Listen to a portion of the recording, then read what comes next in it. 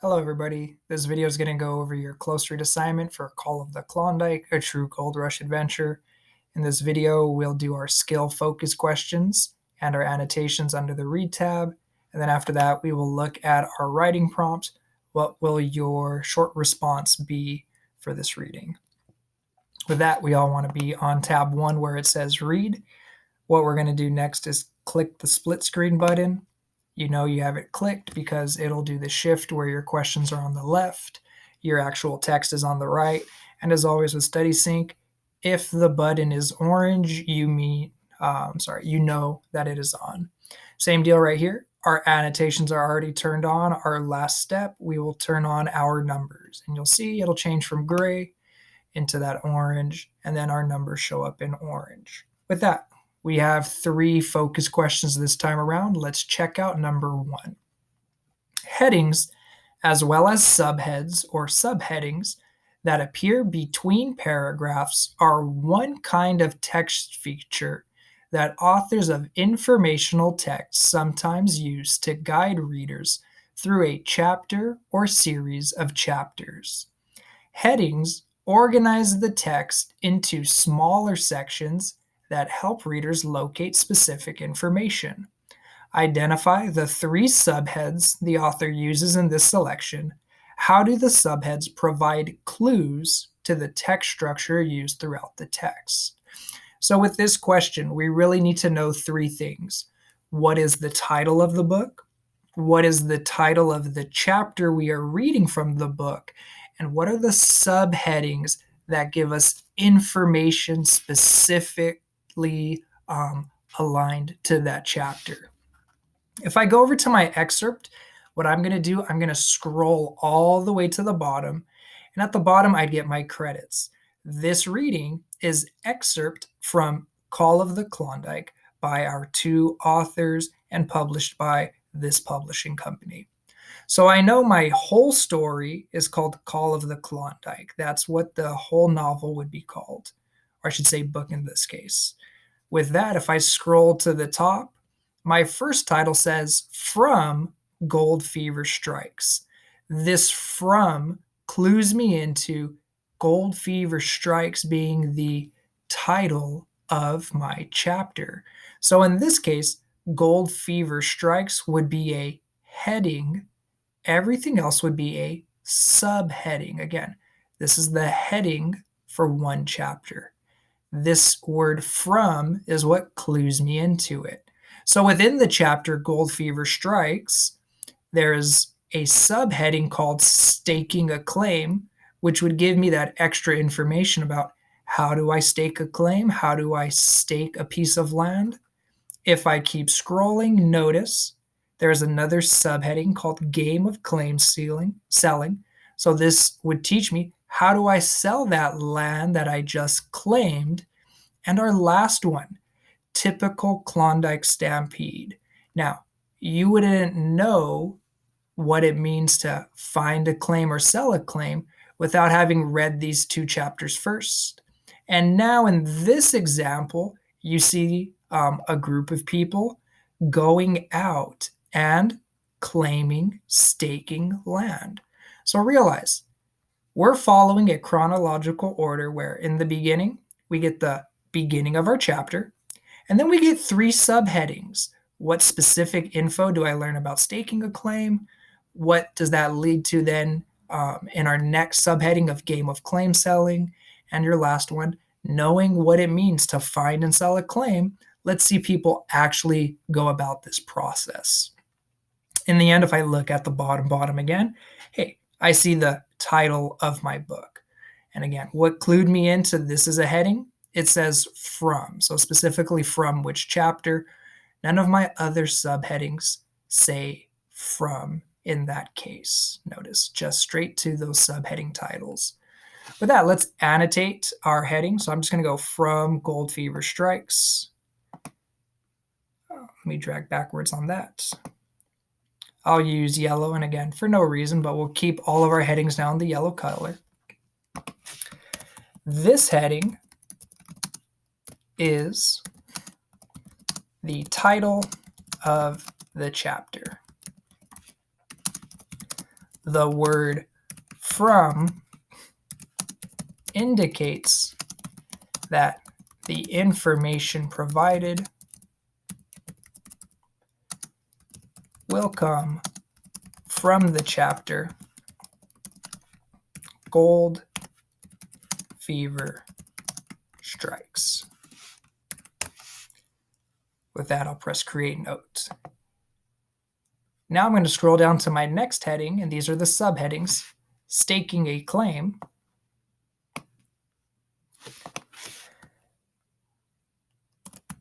The subheading, Staking a claim,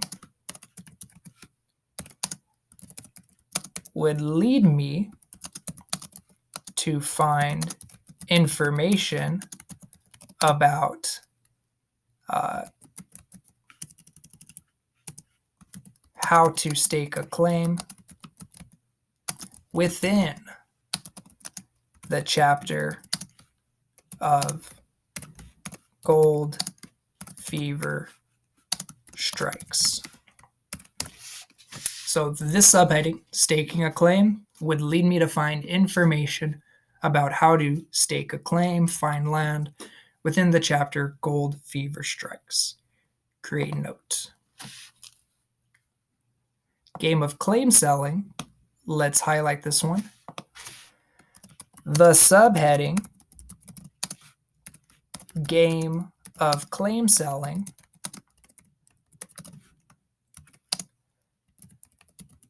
follows the previous subheading, which leads me to understand the chapter flows in chronological order. It follows in order of time. So you'd first have to learn how to stake out a piece of land and claim it before you could sell it. This makes sense because you would want to know first how to claim land before being able to sell it. Let that create note.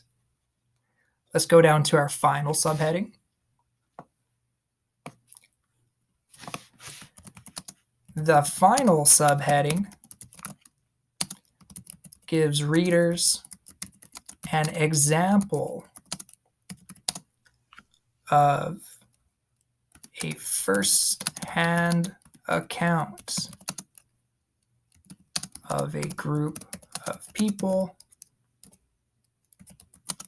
claiming land. This comes last in chronological order because first the reader would need to know how to gain land and how to sell it. Create note. So again, realizing the flow, what is the informational text structure? We're following chronological, or you could say sequential text structure, where everything is flowing from beginning to end. There is no jump around. In our opening chapter, the main thing is, how does gold fever strike? Now, after gold fever has struck, how would you claim land? After you've claimed your land, how would you sell your land? And then after that, what is one example of people putting it all together? They were enamored by the gold. They go out and they claim land. You have to see everything in order to understand what's going on. So we identified the three subheads as well as the chapter title and book title. And we saw how the subheads provided clues to the text structure used throughout, specifically that chronological order and what is found within each section. Let's move to question number 2 today. What text evidence indicates the organizational pattern the author uses to present information under the heading Typical Klondike Stampede. So knowing my heading, I should find that subheading number 3, which would be paragraphs 11 through 12. Now, this paragraph, or I should say these paragraphs, are the ones that get into the example of what was a stampede on land like. My specific question, what pattern is being used? So what is the text structure here?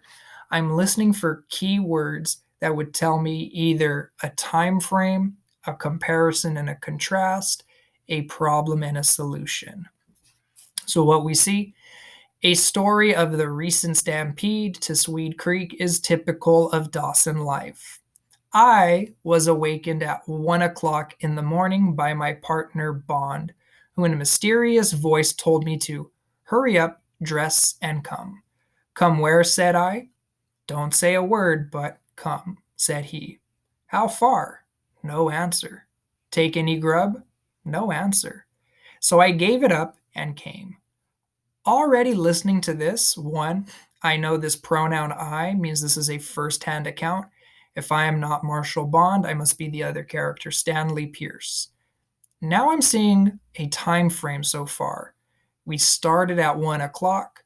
We had this discussion. In the end, I got up and I left. Slipping a change of socks and moccasins into my knapsack, together with some hardtack and belting on my hand axe, we started in pitch darkness. So now we're beginning a journey. First I was awakened, then we began a journey. We reached Tammany Dance Hall, where there was an unusual bustle and excitement. After step 1 and step 2, step 3, we found the dance hall.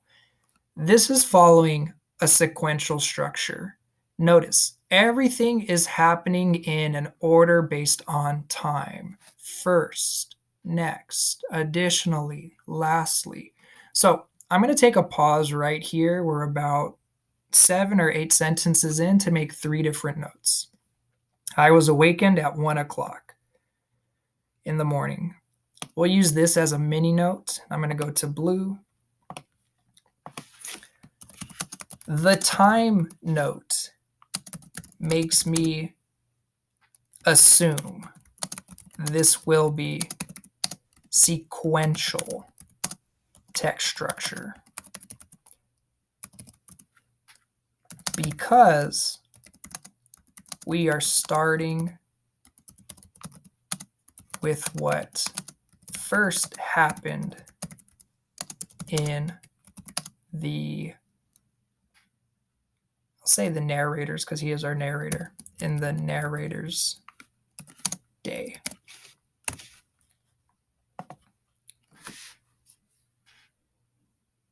Taking our next one, so I gave it up and came, keeping with the blue. And we'll work in these transition words. After being awoken, the narrator asks his friend a few questions that are ignored. He then packs his things for the journey and leaves, right? Create notes. After leaving, what happens? We reached the dance hall.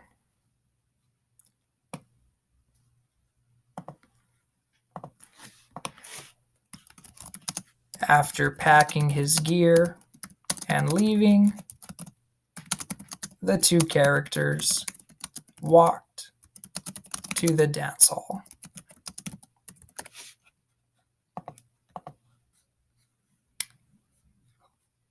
Packing needs a C right here. I was still half asleep and uncertain whether it was a dream or not. Finally, we started up the river. And that's a big key word for us, right? Finally means an end, so a little end to this section. Finally indicates this section of the text is coming to a close.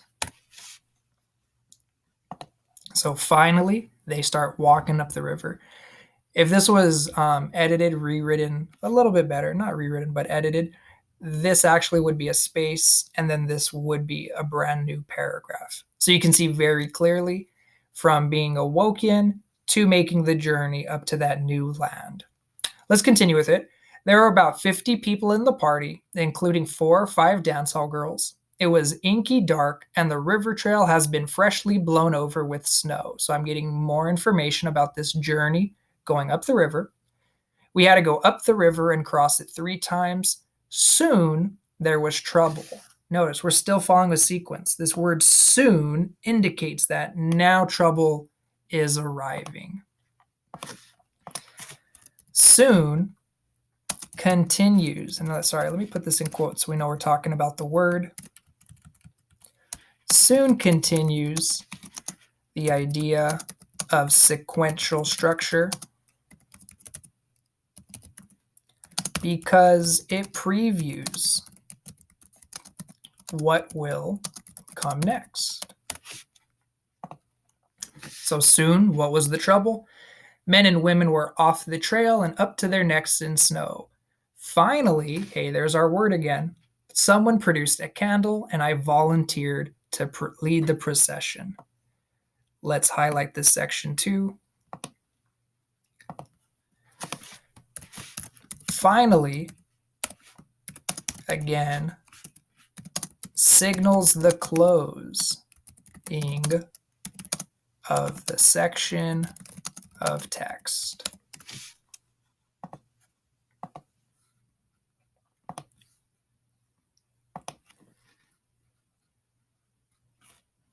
Let's add on to this idea. Because people got lost, this led our author, or I should say our narrator,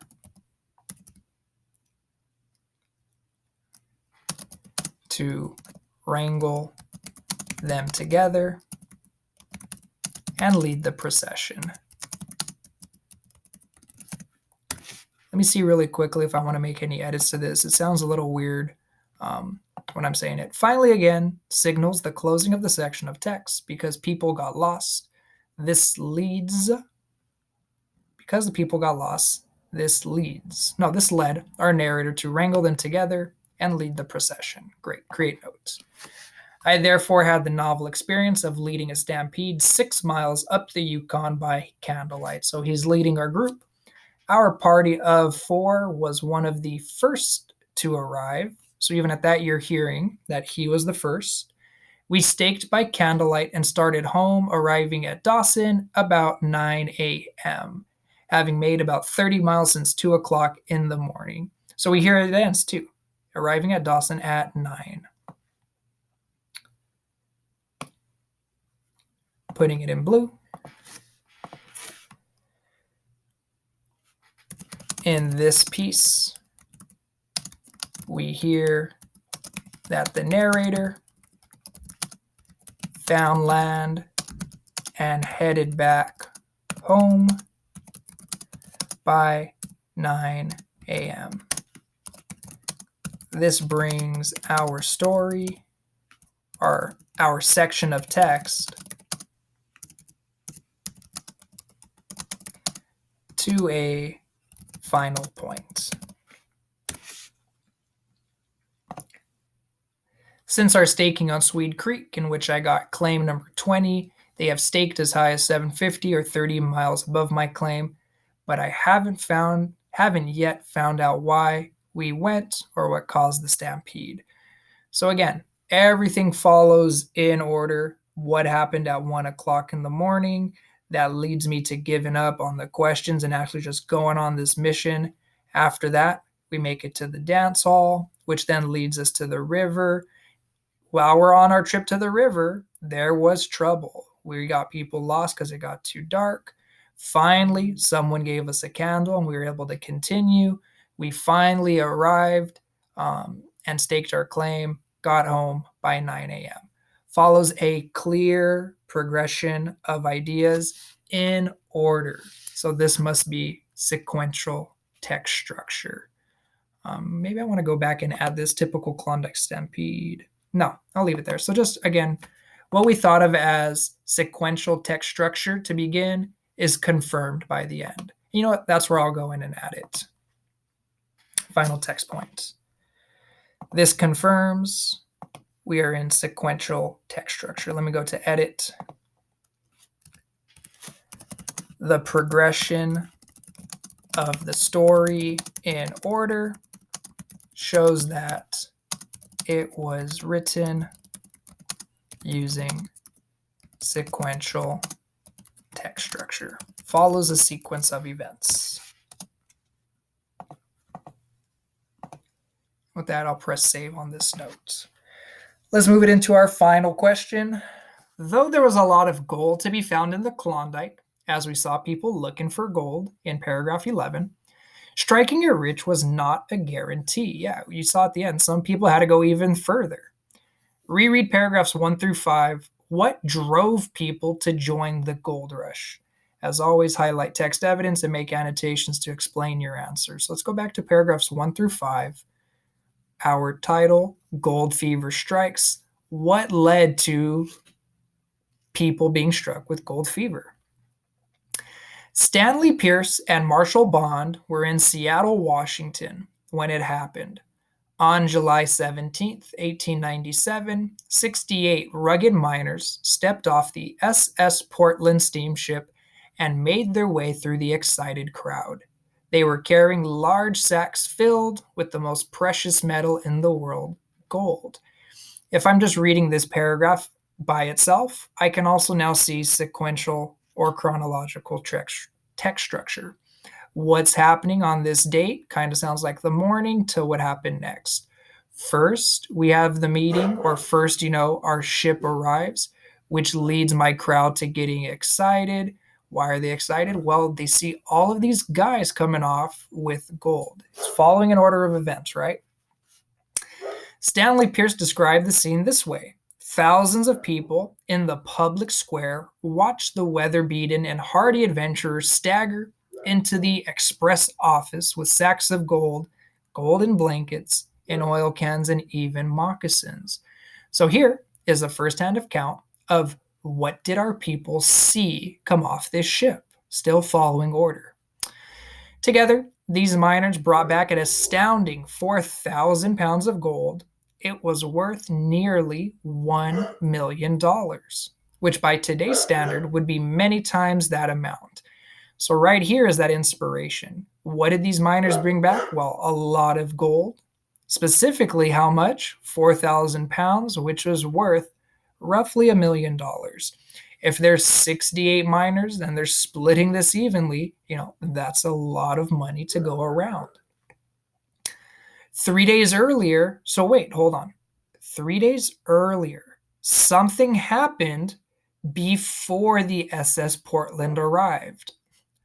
Miners on another ship, the SS Excelsior, had arrived in San Francisco with large quantities of gold as well.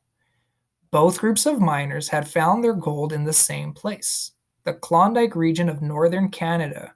Soon, these discoveries would make headlines around the world. Okay, so this piece of information really adds to this. If you asked yourself, why is everyone standing around? What are they looking for? Well, news got to them that 3 days earlier, a ship arrived in San Francisco, and there was a lot of gold on that ship, which leads our characters to waiting for the next ship to arrive. And when our ship arrives, hey, it confirms it. There was gold wherever they went, right? So we briefly break that sequential structure. Briefly break it for cause and effect. What caused us to be here, and what was the effect given? In a matter of hours, many Seattle residents began planning their own trips. So we're back to sequential. After we see them bring off the gold, we start making our own plans. At a time when many Americans were either out of work or earning low wages, the prospect of striking it rich proved irresistible. Firemen, doctors, lawyers, ministers, and even the mayor of Seattle quit their jobs and joined the rush. So realize, why do we join this rush? Well, in America, a lot of people were out of work or they did not make enough money. So they said, forget it. Let me quit my job and go on the gold rush. It was irresistible. Notice too, good paying jobs, people quit. Firemen, doctors, lawyers, ministers. The craziest one, the mayor of Seattle, even quit being the mayor of Seattle to go on the gold rush. By the afternoon, Pierce wrote, every man who could raise the necessary funds for a year's grub stake was rushing to the grocers, hardware merchants, and clothiers to get together the necessary outfit to start by the next boat for the promised land, where the dreams of all should be realized. So with that, let's go back and look at our question. What drove people to join the gold rush? I want to start in the middle of paragraph 3.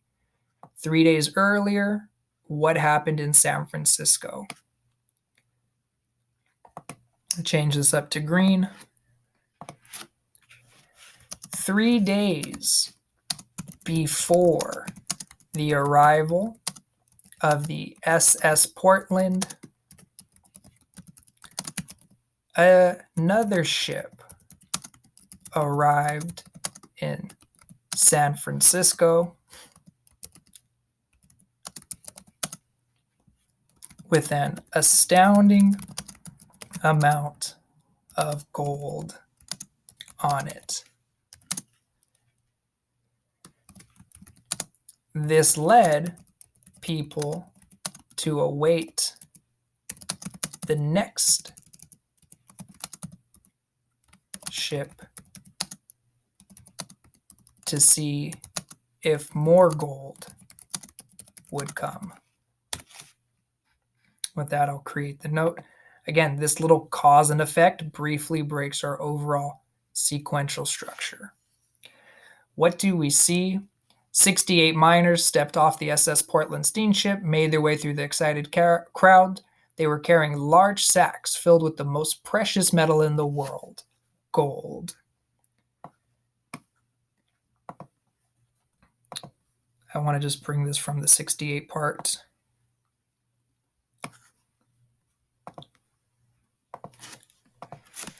After hearing about what happened in, I'm going to do SF for San Francisco. After hearing about what happened in San Francisco, people eagerly awaited the SS Portland to see if there would be more gold. Let me correct my typos. Not happened, but happened. And eagerly just missed.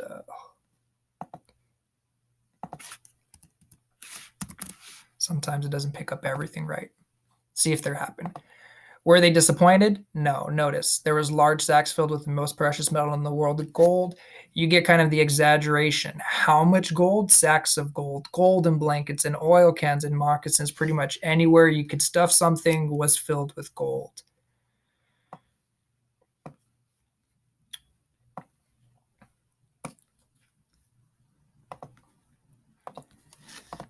The miners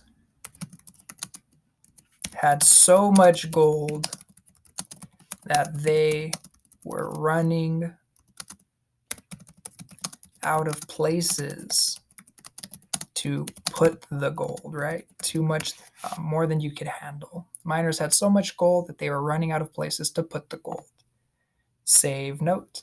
And then we do get that quantitative amount. They brought back 4,000 pounds, which was worth $1 million.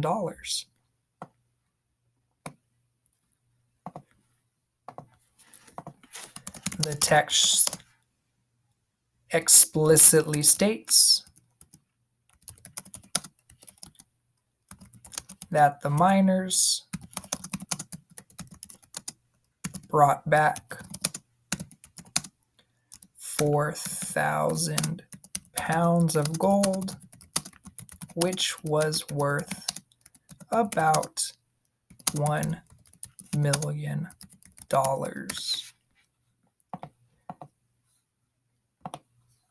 With that, create note. So what did all of this lead to? Notice, was it a one-off? No, happened 3 days before. So on July 14th, another ship arrived. July 17th just confirms it. Again, this happened, which led to all of our people, not all of our people, but a majority of Seattle residents quitting their job to join the gold rush. At a time when many Americans were either out of work or earning low wages, prospect of striking it rich proved irresistible. Changing this back to green. People quit their jobs in order to join the gold rush because jobs were not paying well and there were people out of work. People quit their jobs in order to join the gold rush because jobs were not paying well and there were people out of work. What type of people? I'm going to highlight it here too, again, reiterating the fact that, put this in green too, even people with what are considered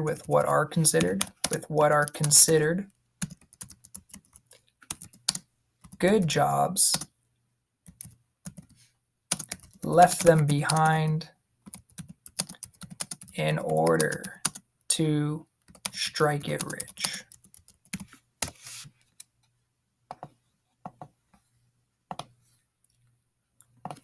Create notes. Again, our big word, irresistible.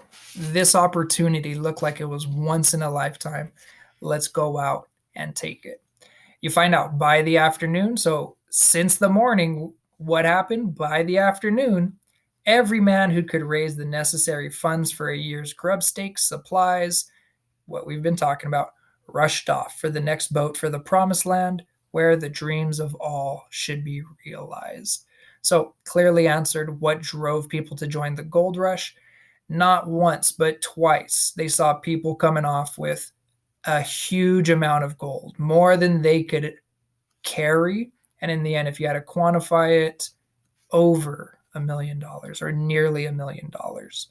This inspired a lot of Americans who at the time were either out of work or not making enough money to quit their job and join the rush. With that, guys, we've answered all 3 of our skill questions. What we're going to do now is we're going to close down split screen and we'll move over to our writing prompt. What you're asked for today: the excerpt presents the idea that the Klondike Gold Rush provided a chance for a person to make a fortune. How do the individuals and the events in the selection reflect what could happen in such a desperate rush to strike it rich? Write a short response that cites evidence from the text. This should be 5 to 7 sentences. Use vocab that expresses a sequential text structure in your response. So try to incorporate these words first, next, after that, lastly, and so forth. What I recommend, click split screen. If you want to see what is an example of sequential structure, well, if I recall, we did that or we analyzed that in paragraph 11. What is the flow of ideas? Incorporate, these transition words to help you out. Now, if I'm trying to figure out what inspired people to go off and strike it rich, what happened in our opening chapter, paragraphs 1 through 5. With that, guys, good luck. If we're meeting lifetime, feel free to ask me the question. And if for some reason, if we're not meeting lifetime, send me an email and I'll try to help you out. When your response is done, please press submit. That way I can give you a score for it. Last time, guys, with that, and good luck.